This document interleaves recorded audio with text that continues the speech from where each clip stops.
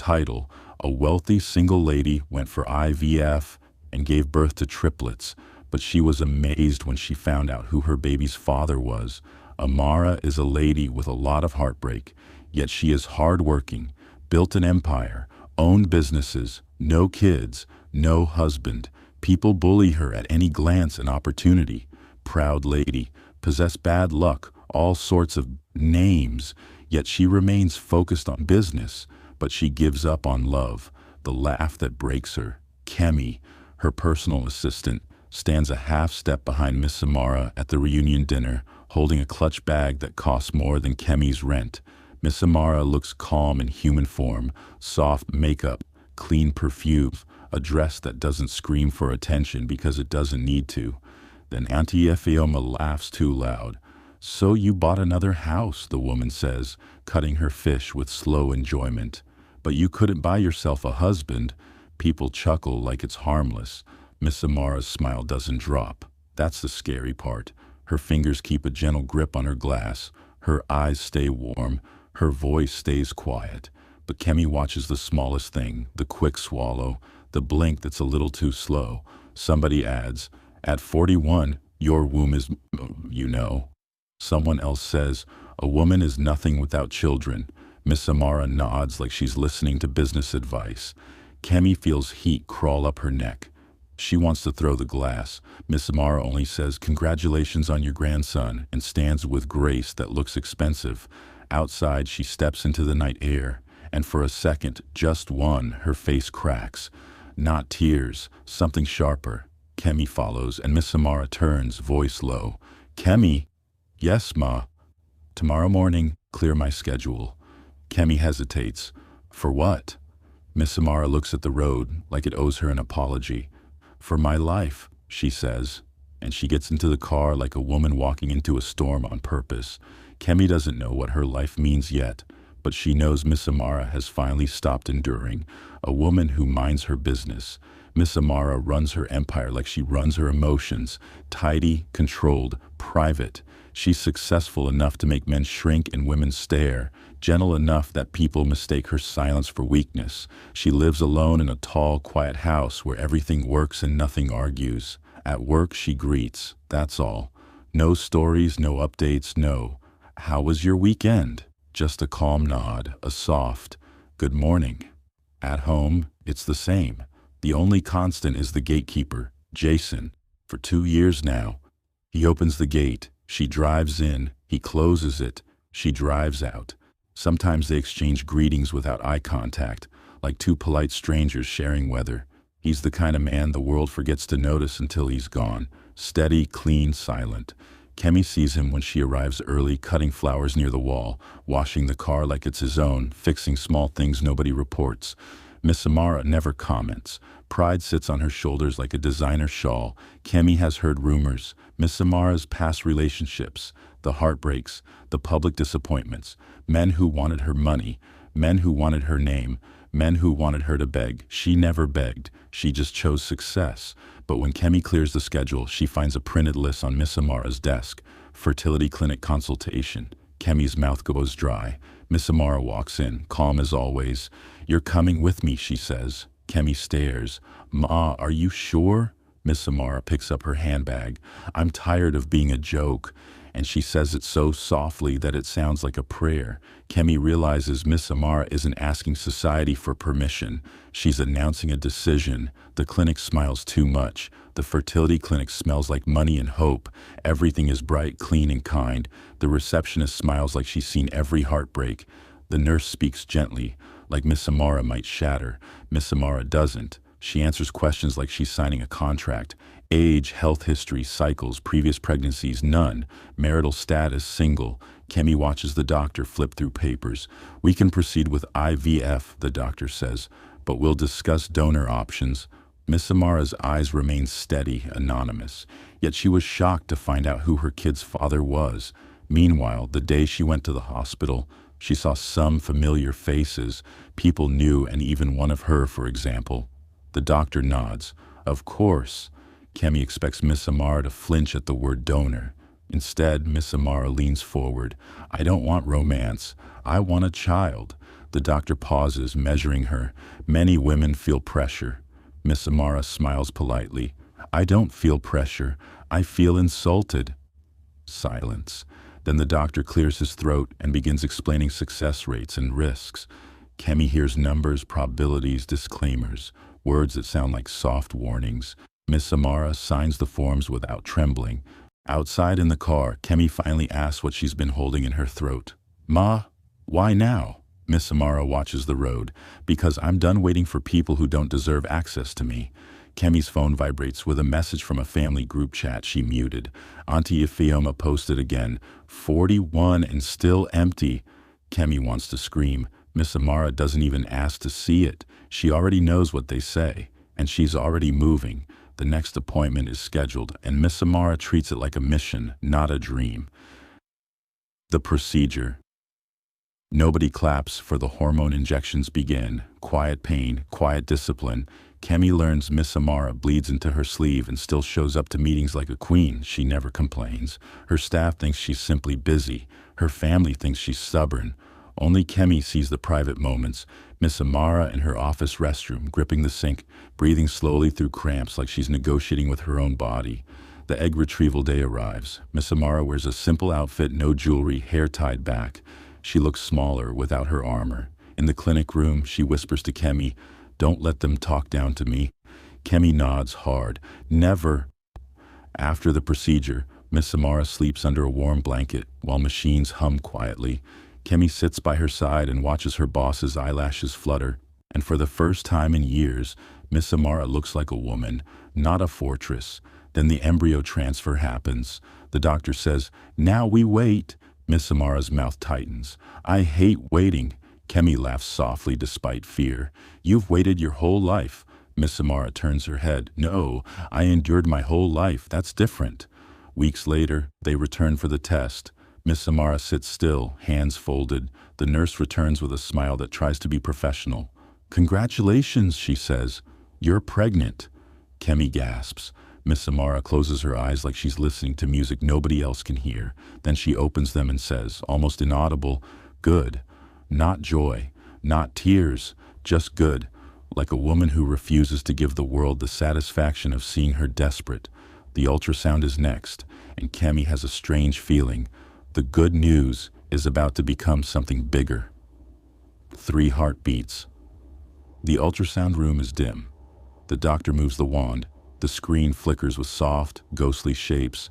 Miss Amara's face stays calm until the doctor's eyebrows lift. Kemi's heart stops. "What?" The doctor adjusts. 1, heartbeat. 2, Miss Amara's breathing changes. 3, the doctor says. Kemi nearly falls off the chair. "Triplets?" The doctor nods slowly, like he's cautious about miracles. "Yes, 3. Miss Amara stares at the screen, as if it's a contract she didn't read properly. "Is it safe?" she asks. "It's higher risk," the doctor admits. "But we monitor you closely." Kemi expects Miss Amara to panic. Instead, Miss Amara sits taller. Then monitor. As they leave, Kemi keeps smiling like a fool. Miss Amara doesn't smile. But when they reach the car, she places her palm, just briefly, over her lower belly, like she's checking if the world is real. Kemi whispers, "Ma, you did it." Miss Amara looks away quickly, voice controlled. "I'm doing it." At home, she tells nobody, not her mother, not her cousins, not her friends who pretend they care while secretly counting her failures. She tells only Kemi and the doctor. The house stays quiet. Jason opens the gate when they arrive. "Good evening, Ma." "Good evening," Miss Amara replies. No eye contact. But Kemi notices something for the first time. Miss Amara's gaze lingers a second too long on Jason's hands as he shuts the gate. Strong hands, careful hands. Kemi shakes the thought away. This is not that kind of story, yet. The secret grows inside Miss Amara, and so does the strange awareness she has avoided for 2 years. Jason exists. The gatekeeper. She never really sees pregnancy changes. Miss Amara slowly, like dawn creeping into a room. She becomes more protective of her time, more strict with noise, more sensitive to smell. She eats quietly, sleeps lightly, and works like her babies are shareholders. Kemi stays close. One evening, Miss Amara returns from the clinic, tired. Jason opens the gate. His voice is the same. "Welcome, Ma." But Miss Amara hesitates. It's tiny. A half-second pause. Jason doesn't look up. He never does, just does his job. As the car passes, Kemi looks back through the rear window. Jason bends to pick up fallen petals near the gate, arranging them neatly like they matter. A man who fixes things when nobody is watching. Later, Kemi finds Jason washing the car under the security light. He stops when he notices her. "Good evening," he says. "Jason," Kemi replies, lowering her voice. "Do you ever rest?" He shrugs. "It's okay." That's all he says. Then his phone rings. He glances at it and turns away to answer. Kemi sees Miss Amara watching from upstairs, just a shadow behind curtains, watching. When Jason laughs softly into the phone, Miss Amara's curtain closes fast. Kemi's stomach tightens. Jealousy from Miss Amara? No, impossible. Miss Amara doesn't show emotions in public, but Kemi has lived around her long enough to recognize pride when it's sweating. Miss Amara notices Jason now, and noticing is the first step toward wanting, the call that steals her peace. Miss Amara's pregnancy becomes visible. She starts wearing looser dresses, softer heels. Her body carries 3 lives like a heavy crown. The office begins to whisper. She's pregnant? Is she married? Who is the father? Miss Amara ignores all of it, but Kemi sees the way her jaw tightens when someone stares too long. At home, she becomes stricter about the gate. She wants it opened immediately, closed immediately, no delays. One evening, the car approaches, but the gate doesn't open. Jason is standing by the side, phone to his ear, expression serious. He raises one finger. Wait. Miss Amara's face hardens instantly. Kemi holds her breath. Jason finishes the call quickly and rushes to open the gate. "Sorry, Ma." Miss Amara's voice is like ice wrapped in silk. "You were on the phone." "Yes, Ma." "With who?" Jason pauses, but then answers carefully. "Family matter." Kemi feels the air thicken. Miss Amara looks forward. "Don't do it again." Jason nods. "It won't happen again." They drive in. Inside the car, Kemi hears Miss Amara exhale, sharp. Kemi tries to lighten it. "Maybe it was important." Miss Amara doesn't reply. But later, Kemi sees her boss at the window again, staring down at the gatehouse light, watching, not because of security, because of him. And Kemi realizes something uncomfortable. Miss Amara admires him, but pride won't let her even ask his surname. The question isn't whether Miss Amara is interested, it's what she'll do to hide it. Rumors start to grow. Teeth. Miss Amara's family eventually finds out. Not from her, from the world. A cousin sees her leaving the clinic and posts it privately, then it leaks. The next day, her phone becomes a battlefield. Her mother calls first. "Amara, tell me it's not true." Miss Amara answers calmly. "It's true. You're carrying a child without a husband?" "I'm carrying children," Miss Amara corrects. A pause so heavy it feels like sin. "Children?" her mother whispers. "Triplets." Her mother begins to cry, but the tears sound like confusion, not joy. "Who is the man?" "There is no man." Her mother's voice rises. "So you are shameless now." Miss Amara's eyes remain steady. "I'm free." Then the aunties join. They come with prayers that sound like insults. They come with concern that smells like gossip. They come with warnings and shame and Bible verses used like stones. Miss Amara listens quietly. Then she ends the call and places the phone face down. Kemi is shaking. "Ma, they can't talk to you like that." Miss Amara presses her palm over her belly. "They've talked to me like that for years. Today, it just doesn't enter." But later, in the hallway, Miss Amara pauses like she's dizzy. Kemi rushes forward. "Ma," Miss Amara whispers, "what if I did all this and still lose?" Kemi's throat burns. "You won't." Miss Amara looks at her like she's trying to believe. The world attacks Miss Amara from outside, while fear starts attacking her from within. A small fall, a big secret. The doctor orders more rest, more monitoring, less stress. Stress is impossible. One morning, Miss Amara's sister arrives unannounced, eyes sharp like judgment. She walks around the house like she's inspecting a crime scene.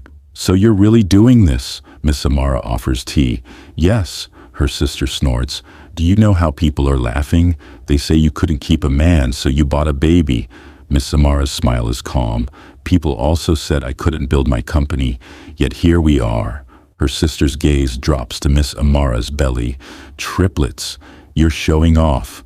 Miss Amara's fingers tighten around her cup. Leave. Her sister steps closer, voice crueler. Your children will ask who their father is. What will you say? That you were too proud to be loved? Kemi sees Miss Amara's eyes change. Just a flicker of pain. Then it happens. Miss Amara stands too fast. The room tilts. Her cup slips. Tea splashes. She sways. Kemi runs. And from the front door, Jason appears. Fast, silent, instinctive. He catches Miss Amara before she hits the floor. For 1 second, Miss Amara's head rests against his chest. Her eyes open wide. Shock meeting shock. Jason's voice is low. Ma, breathe. Miss Amara's hand grips his shirt without thinking. Her sister stares like she's seen something forbidden. Then Miss Amara pulls away quickly, as if contact is a weakness. I'm fine, she says too sharply. Jason steps back immediately, respectful. Yes, Ma. But Kemi sees his hands trembling after. For the first time, Jason touches Miss Amara, and both of them act like it never happened. Pride builds a wall. Again, after the fall, Miss Amara becomes colder. Not to Kemi, to Jason. If he speaks, she answers too quickly. If he looks up, she looks away. Kemi notices because she notices everything. That night, Kemi finds Miss Amara in the kitchen at 2 a.m. eating plain crackers. Ma, Kemi whispers, you should sleep. Miss Amara's voice is quiet. I can't. Because of the babies. Miss Amara's eyes shift toward the window, toward the gatehouse light. Because of noise. Kemi wants to ask what noise, but she already knows. Jason hums sometimes when he waters the flowers, a low sound, almost not there, and somehow it enters Miss Amara's heart like a thief. The next day, 2 women walk past the gate while Jason is outside. They smile at him. Jason, you're looking good today. Jason responds politely, nothing extra, but Miss Amara's car approaches and stops at the gate. Kemi sees it. Miss Amara's stare through the windshield, a muscle jumping in her jaw. The gate opens. Miss Amara drives in without greeting. Jason watches the car pass, expression unreadable. Kemi feels the tension like a wire stretched tight. This is ridiculous, Kemi thinks. This is dangerous, Kemi thinks. And this is exactly how secrets start. Miss Amara is jealous and she hates herself for it. The doctor's warning. At the clinic, the doctor looks serious. Your blood pressure is rising, he says. Triplet pregnancies are fragile. Stress is not optional. Miss Amara nods. I understand. You need support, the doctor presses. Family, friends. Miss Amara's lips curve slightly. Support is expensive. Kemi watches the doctor sigh. You can hire help, he says gently. But emotional support, Miss Amara cuts in. I'm fine. The doctor leans forward. Miss Amara, I've seen strong women break quietly. Don't break quietly. Miss Amara's eyes flicker, and for a moment her voice shakes. I can't break at all. Kemi's chest tightens. On the way home, Miss Amara is quiet. They reach the gate. Jason opens it smoothly. Welcome, Ma. Miss Amara finally looks at him directly. Jason freezes for half a second, like he isn't used to her eyes. Miss Amara's voice is soft. Thank you. It's 2 words, but Kemi feels the world shift. Jason nods, eyes lowering again. Yes, Ma. As they drive in, Kemi sees Jason touch his chest briefly, like he's checking if his heart is still behaving. Miss Amara gives Jason a simple thank you, and it lands like a confession. Neither of them is ready to speak. The house starts to feel like a cage. Miss Amara goes on partial bed rest. The house becomes too quiet. The walls feel closer. The nights feel longer. Kemi moves in temporarily because Miss Amara refuses to stay alone. At first, Miss Amara pretends it's only practical. You'll coordinate staff. But Kemi knows Miss Amara is afraid of something happening when nobody is there. One night, Miss Amara wakes up sweating. Kemi rushes to her room. Ma! Miss Amara sits upright, breathing fast. I dreamed I was screaming and no sound came out. Kemi touches her hand. You're okay, Miss Amara whispers. I don't want to die. Kemi's eyes burn. You won't. In the morning, Jason is outside trimming flowers. Kemi walks out to get fresh air and sees him pause when he notices how pale Miss Amara looks at the upstairs window. Jason doesn't stare. He just quietly moves a chair into the shade near the garden path. A place to sit, a place to breathe. He leaves it there like a gift nobody asked for. Miss Amara watches from upstairs. She doesn't speak. But later, Kemi sees her sitting in that chair, alone, eyes closed, sunlight on her face. Jason keeps caring in silence, and Miss Amara keeps receiving it like a secret she's not allowed to want. The first kick, the first tear. The baby's kick for the first times, in a way Miss Amara can't ignore. She's in her office at home, reviewing contracts. When her belly jumps like a small miracle, she freezes. Her pen drops. Kemi is standing nearby. "Ma?" Miss Amara's hand moves to her stomach, slowly, reverently. Then without warning, tears spill. Kemi goes still. Miss Amara wipes her face fast, embarrassed by her own humanity. "I'm sorry," she whispers, voice breaking. "I didn't think I would feel this." Kemi kneels beside her chair. "You're allowed to feel it." Miss Amara shakes her head. "Feeling makes you weak." Kemi's voice turns firm. "No, feeling makes you alive." Miss Amara laughs once, a small, shaky sound. "Alive, yes." That evening, Miss Amara stands on the balcony as Jason locks the gate. For once, she doesn't hide behind curtains. Jason looks up, surprised. Their eyes meet. Miss Amara's breath catches. Jason nods once, respectful, quiet. Miss Amara nods back. "It's nothing, it's everything." Kemi watches from behind and realizes she is witnessing the start of a disaster or a healing. Miss Amara cries over a kick, then locks eyes with Jason, like fate is finally making introductions. The baby shower that turns into war. Kemi organizes a small baby shower at the office. Only trusted staff, no family, no fake friends. Miss Amara doesn't want it. "I hate attention," Kemi insists. "Your children deserve celebration." When the day comes, Miss Amara walks in and freezes at the decorations. 3 tiny crowns, 3 name cards that say Baby A, Baby B, Baby C, because she refuses to choose names too soon. Like naming them makes it easier to lose them. Staff claps softly. Miss Amara's eyes shine, but she tries to hide it. Then the door opens. Auntie Efeoma steps in with 2 other relatives, uninvited, faces painted with sweet cruelty. "Ah," the auntie says loudly. "So you can celebrate this shame publicly?" The room goes quiet. Kemi steps forward, voice sharp. "You weren't invited." Auntie Efeoma smiles. "I'm family." Miss Amara's voice is calm. "Leave." The auntie points at her belly. "Who is the father? Tell us." Miss Amara's eyes harden. "My children will never be raised in the mouth of people who hate me." Her aunt's smile drops. "So you refuse to answer?" Miss Amara takes a step forward. "Yes." And for the first time, Kemi sees her boss fully ready to burn bridges without regret. Miss Amara's family wants a father's name, and Miss Amara would rather lose them all than feed their gossip. A threat at the gate. That night, the family doesn't just insult, they threaten. Kemi hears it through the phone. "We will expose you. We will disgrace you. We will make sure your children know you are stubborn." Miss Amara ends the call. Her hands shake. Then the doorbell rings. Late. Kemi peeks through the camera and sees shadows by the gate. Miss Amara's voice is low. "Don't open." Kemi calls security. Jason appears at the gatehouse, moving fast but controlled. He speaks to the visitors through the bars. Kemi can't hear the words clearly, but she sees the gestures. Jason calm, the visitors aggressive. One of them points toward the house. Jason's shoulders stiffen. He says something that makes them pause. Then they leave. Kemi exhales. Miss Amara stands behind her, silent. Kemi turns. "Ma." Jason handled it. Miss Amara's throat moves as she swallows. "Good." Kemi watches her boss's eyes shift to the gate again. Not fear this time. Something like reluctant gratitude, and something else. Dangerous, quiet, hungry. Jason protects the house without being asked, and Miss Amara sees it, and can't unsee it. The hospital alarm. Weeks later, the pregnancy becomes harder. Swollen feet, back pain, breathlessness, constant monitoring. Then one morning, Miss Amara wakes with sharp cramps. Kemi's panic explodes. "We're going now." At the hospital, nurses move quickly. The doctor's tone is urgent. "Preterm labor risk."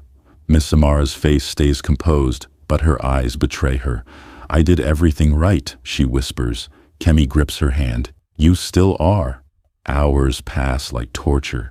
Outside the room, Kemi paces, then stops when she sees Jason at the hospital entrance. Jason, he's in plain clothes, not the gate uniform, cleaner, younger, less invisible. Kemi stares. "Jason, why are you here?" He looks uncomfortable. I heard something was wrong." "How?" Jason hesitates. "Someone from the house called." Kemi realizes one of the staff must have told him. Jason's gaze flickers toward the maternity ward. "Is she okay?" Kemi swallows. "They're trying to stop labor." Jason's jaw tightens. "Okay? Why do you care?" Kemi asks before she can stop herself. Jason's eyes lift, quiet, guarded. "Because I do." Jason shows up at the hospital, and his simple "because I do" feels like a door opening or a trap closing. The birth that doesn't wait. The contractions return stronger. The doctor makes the decision. "We can't delay. Prepare for delivery." Everything becomes noise and speed. Miss Amar is wheeled in, face pale, lips moving in silent prayer. Kemi walks beside her until the doors close. Kemi stands outside, shaking. Jason sits across from her, hands clasped, eyes fixed on the floor like he's holding himself together by force. Hours stretch. Then a nurse rushes out. "Family," Kemi stands. I'm her assistant." The nurse nods. "She delivered 3 babies, small but breathing." Kemi's knees almost collapse. She laughs and cries at the same time. Jason's head lifts sharply. His eyes shine, but he blinks it away fast. "Kemi," he says, voice rough. "She's alive." "Yes," Kemi whispers. "She's alive." Jason exhales like he's been drowning. In the neonatal unit, Kemi sees them. 3 tiny fighters under warm lights. Miss Amara lies in recovery, exhausted, eyes glassy. When Kemi tells her they're breathing, Miss Amara finally breaks. A sob rips out of her like years of swallowed pain. "I did it," she whispers, shaking. Kemi kisses her hand. "You did." And in the doorway, Jason watches, silent, unreadable. The triplets arrive alive. And Jason's reaction is too intense for a man who is just a gatekeeper. The question that won't die. The news spreads fast. Triplets. IVF worked. She's rich. She can do anything. Then comes the same ugly question, wearing different clothes. Who is the father? Miss Amar refuses interviews, refuses visitors, refuses explanations. Her mother tries again, softer this time. "Amara, tell me." Miss Amara's voice is tired. "Mama, please." Her mother cries. "People are talking." Miss Amara closes her eyes. "Let them." But in the hospital hallway, a nurse mistakes Jason for family. "Sir, you can see the babies now." Jason freezes. "I'm not." The nurse smiles, already walking. "Come, come." Jason follows like his feet are controlled by something deeper than logic. Kemi sees it and frowns. Why is he allowing it? In the neonatal unit, Jason stands over the incubators, eyes locked on the tiny faces like he's trying to memorize them. Kemi watches him, suspicion creeping in like cold water. Jason lifts his hand but doesn't touch the glass. His voice is almost a whisper. "Hey," a greeting, like he knows them, like they're his. Jason catches Kemi's stare and steps back fast. "Sorry," he says quietly. "I shouldn't be here." Kemi's voice is sharp. "Then why are you?" Jason's jaw works like he's chewing a secret. "I just wanted to see," he says, and he walks out before Kemi can grab the truth. Jason looks at the triplets, like a man staring at his own reflection, then runs from the questions. Miss Amara notices the noticing. Back home, Miss Amara recovers slowly. The house fills with baby sounds, soft chaos, nurses, bottles, schedules. Miss Amara becomes more human, still proud, but softer. One afternoon, she sits by the window, watching Jason trim flowers. Kemi enters quietly. "Ma, you're staring." Miss Amara doesn't look away. "He does his work well." Kemi's eyebrows rise. "That's all." Miss Amara finally turns, eyes sharp. Mind your business, Kemi. Kemi nods, but she can't ignore the tension in the air. Later, two women stop by the gate again, smiling at Jason. Miss Amara sees it from the balcony. Her face tightens. She goes back inside without a word, but Kemi hears her slam a door. When Kemi finds her in the nursery, Miss Amara is rocking one baby, jaw clenched. Kemi speaks carefully. "Ma, are you okay?" Miss Amara's voice is low. He receives calls. He smiles on those calls. Kemi goes still. "Ma." Miss Amara's eyes flash with shame. "I don't care. I'm just observant." Kemi almost laughs.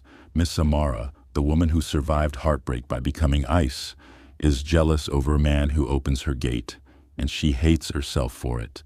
Miss Amara's pride is fighting her heart, and pride is losing control. The envelope that changes everything. One morning, a courier delivers an envelope to the house. It's marked confidential.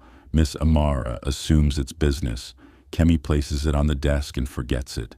Hours later, Miss Amara opens it while holding baby B. Her eyes scan the page. Then her face drains of color so fast Kemi panics.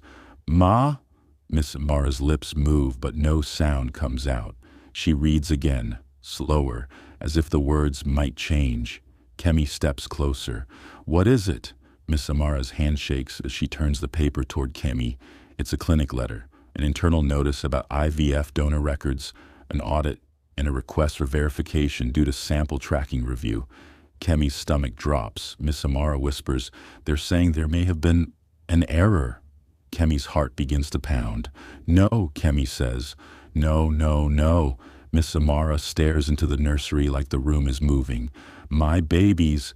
Kemi grabs her shoulders gently. "Ma, look at me. We will handle it." Miss Amara's eyes fill with terror for the first time since Kemi has known her. "What if these children are not?" Her voice cracks. "What I thought." And Kemi realizes the truth is not coming. It's already here. The clinic audit threatens to expose something that could destroy Miss Samara's peace and maybe her identity as a mother. The test nobody wants. The clinic requests DNA confirmation for record accuracy. Miss Samara refuses at first. "My children are mine." The doctor speaks carefully. "Of course they are. This is just administrative." Administrative. That word makes Kemi want to slap someone. But Miss Samara agrees, because she has learned something brutal. Refusing doesn't stop reality. So the samples are taken. Days pass like slow torture. Miss Samara becomes quieter. Jason continues his work outside, unaware of the storm inside the house. Or maybe not unaware. Kemi catches him looking toward the house more often, like he feels something. One evening, Miss Samara calls Kemi into her room. Her voice is barely audible. If the results say something strange, Kemi's throat tightens. "Ma," Miss Samara's eyes shine. "Promise me you won't let anyone take them." Kemi's voice breaks. "Nobody is taking your babies." Miss Samara nods, but fear doesn't leave her face. In the hallway, Kemi finds Jason near the stairs, holding a small package of diapers he bought without being asked. He looks up. "Is she okay?" Kemi forces a smile. "She's resting." Jason's eyes narrow, like he doesn't believe it. Then his phone vibrates. He checks it. His face changes. Kemi watches that expression, the same serious look she saw at the gate months ago. Jason turns away quickly, answering in a low voice, and Kemi suddenly wonders if Jason has been carrying secrets too. The DNA results are on the way, and Jason receives a call that makes him look like a man about to be exposed. The results hit like a gunshot. The email arrives. Kemi is the one who opens it first because Miss Samara can't. Kemi reads once, then again. Her hands go numb. She walks into Miss Samara's room like someone carrying bad news in a bowl. Miss Samara is feeding baby A, humming softly. "Ma." Kemi's voice shakes. Miss Samara stops humming immediately. "Tell me." Kemi holds out the printed result. Miss Samara reads. Her face remains calm for 2 seconds. Then her breath leaves her body. "No," she whispers. The result confirms the donor ID linked to her IVF cycle matches a registered donor profile, and the clinic provides a coded note. "Donor. Employee-linked contact on file. Employee-linked.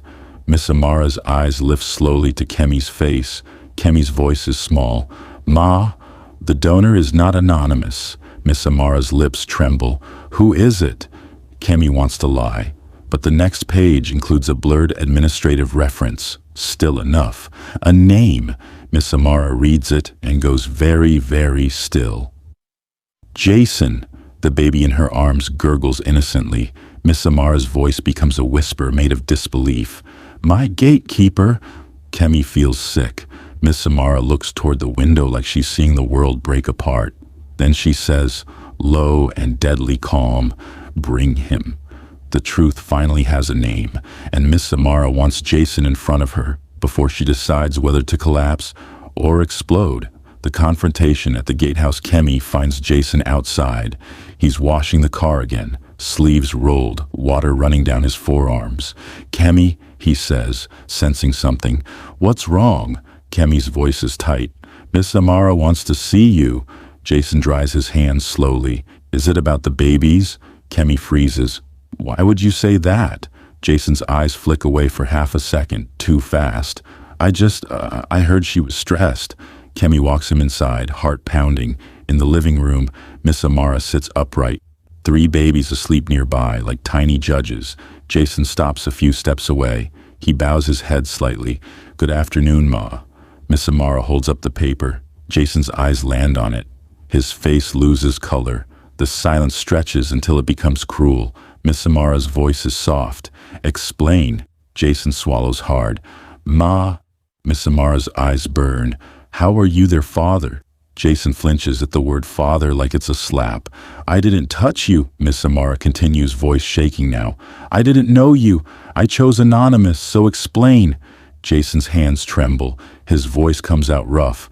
I didn't plan this. Miss Amara laughs once, sharp, broken. So you admit it? Jason closes his eyes briefly, like he's bracing for pain. Yes. Kemi feels dizzy. Miss Amara's voice becomes a whisper. Why? Jason opens his mouth, then stops, like the story is too heavy to drop at once, and Miss Amara leans forward, eyes cold. Start talking, she says, or leave my house forever. Jason admits the impossible, then hesitates, because the reason behind it is worse than the truth itself. Jason's story comes late, like a knife. Jason speaks slowly, as if each sentence costs him something. 2 years ago, his mother gets sick. Surgery needed, money impossible. He works odd jobs. Nothing is enough. Then a clinic offers compensation for donors. It feels shameful. It feels desperate. It feels like swallowing pride just to keep his mother alive. So he signs up. No names, no faces, just papers and samples and coded numbers. He never expects his donation to become someone's baby. He never expects a wealthy woman to move into his life later, unknowingly, hiring him as a gatekeeper because she wants quiet security and no drama. He takes the job because it's stable, because it helps his mother heal, because he needs to survive. He doesn't know who receives his donation. He swears that. Miss Amara watches him like she's waiting for a lie. Jason's voice cracks slightly. I didn't know it was you, Ma. I didn't. Kemi sees the pain in his eyes, the kind that doesn't beg, doesn't perform. Miss Amara's lips part. So you stood at my gate for 2 years. After you... I didn't know, Jason repeats, almost pleading now. Miss Amara's voice is trembling fury. Then why do you look at them like you recognize them? Jason's throat works.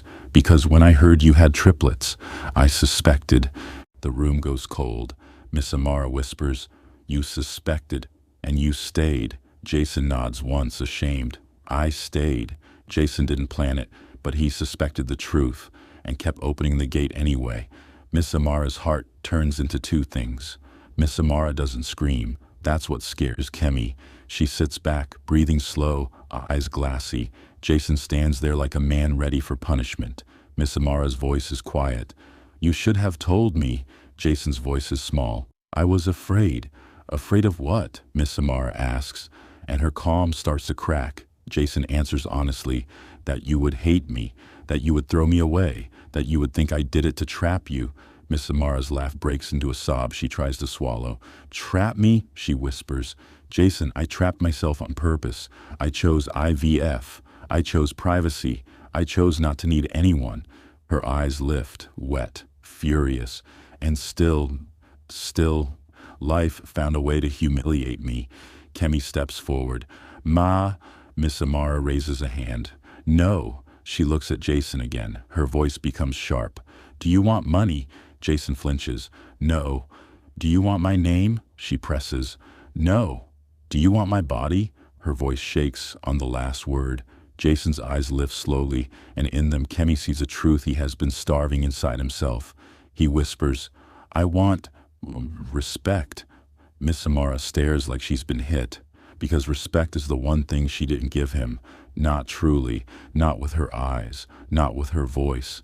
Miss Amara's pride wants to destroy Jason, while her heart realizes he never asked for her wealth, only her respect. The family smells blood. The family finds out anyway. They always do. Someone at the clinic talks. Someone in the staff gossips. The rumor grows legs. The gatekeeper is the father. Auntie Ifeoma calls, screaming through the phone. So it's a poor man that put you in this shame, Miss Amara's mother cries. Amara, is it true? Miss Amara's voice is calm but tired. Yes, her mother wails. How could you do this to us? Miss Amara's eyes sharpen. To you? Then the insults begin. Gold digger, witch, home breaker. They throw words at Jason too, even though he isn't on the call. Miss Amara ends the call and stares at the wall. Kemi asks softly, Ma, what will you do? Miss Amara looks at her sleeping triplets, then toward the gate where Jason stands outside like a man guarding a kingdom that might reject him. Her voice is low. I will not let them shame my children. Kemi whispers, then protect yourself too. Miss Amara's jaw tightens. I don't know how to do both. That night, Miss Amara steps outside for the first time since the confrontation.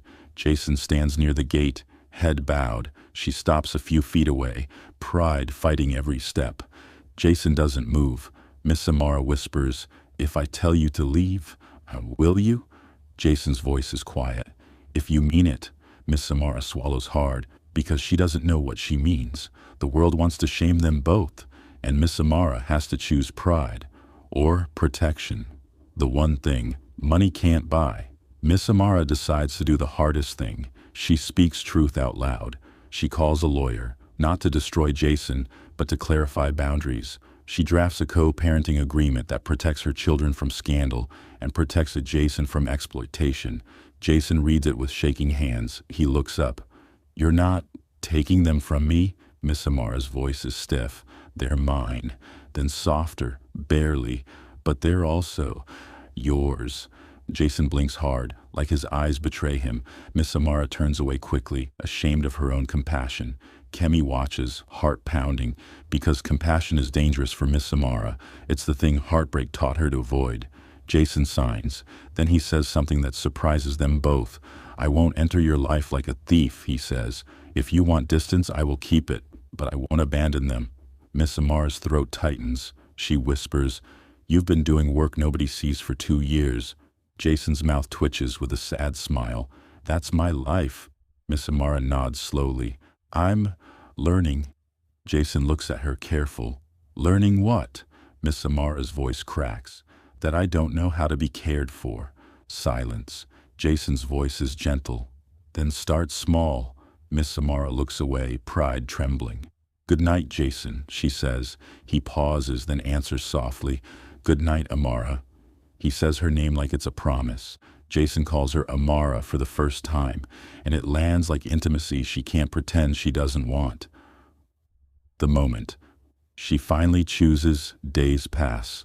The babies grow stronger. The house becomes louder, warmer, messier, more alive. Jason remains outside, respectful, distant, present. One afternoon, Miss Amara is on the balcony when one of the babies cries sharply. She rushes inside, overwhelmed. Kemi finds her in the nursery, breathing hard. Ma, Kemi whispers. You're doing well. Miss Amara shakes her head. I'm afraid. Of what? Miss Amara's eyes fill. Of needing someone. Kemi looks toward the window. You already do. That evening, Miss Amara walks to the gatehouse herself. Jason stands up quickly, startled. Ma. Miss Amara holds up a small bag. Inside are baby items, tiny socks, a bottle warmer, a small framed photo of the triplets. Jason's eyes widened. Miss Amara's voice is firm. You will keep this. Jason hesitates. Why? Miss Amara swallows, pride shaking. Because they are yours too. Jason's mouth opens, then closes. He can't speak. Miss Amara adds, voice softer. And because I'm tired of pretending you don't matter. Jason's eyes shine, but he stays careful. Amara. Miss Amara lifts her chin, refusing to crumble. Don't make me repeat it. Jason takes the bag like it's holy. He whispers, thank you. Miss Amara nods once, then turns to leave, but Jason speaks again, voice low. Amara, I didn't choose you. She freezes. His next words are quiet fire. But I'm grateful life did. Miss Amara finally acknowledges Jason, and Jason admits something that sounds dangerously like love. The gate opens both ways. The final storm comes from outside. Family members arrive at the gate, demanding to see the babies, demanding to take control, demanding to save Amara's reputation. Jason stands at the gate like a wall. They insult him. They threaten him. They call him names they think poor men are meant to swallow. Jason doesn't move. Inside, Miss Amara watches through the camera, heart pounding. Kemi whispers, Ma, what do we do? Miss Amara stands slowly, shoulders squared. For years she has let the world talk while she stayed silent. But silence is no longer protection. It's permission. She walks out with a calm that feels like thunder. The relatives stop, shocked to see her. Auntie Efeoma sneers. So you came to defend your shame? Miss Amara's voice is quiet and deadly. I came to defend my family. They gasp. Her mother's eyes widened. Family? Miss Amara steps beside Jason, beside the man she used to ignore. She doesn't touch him. Not yet. But she stands close enough that everyone understands. These are my children, she says, and he is their father. They begin to protest. Miss Amara lifts her chin. If you can't respect that, you will not enter this house, ever. Her aunt hisses, so you choose him over us? Miss Amara looks at her baby's father, then at the gate. This gate that has always been the boundary between her world and everyone else. Then she answers the question like a woman finally free. I choose peace, she says. She turns to Jason. Close the gate.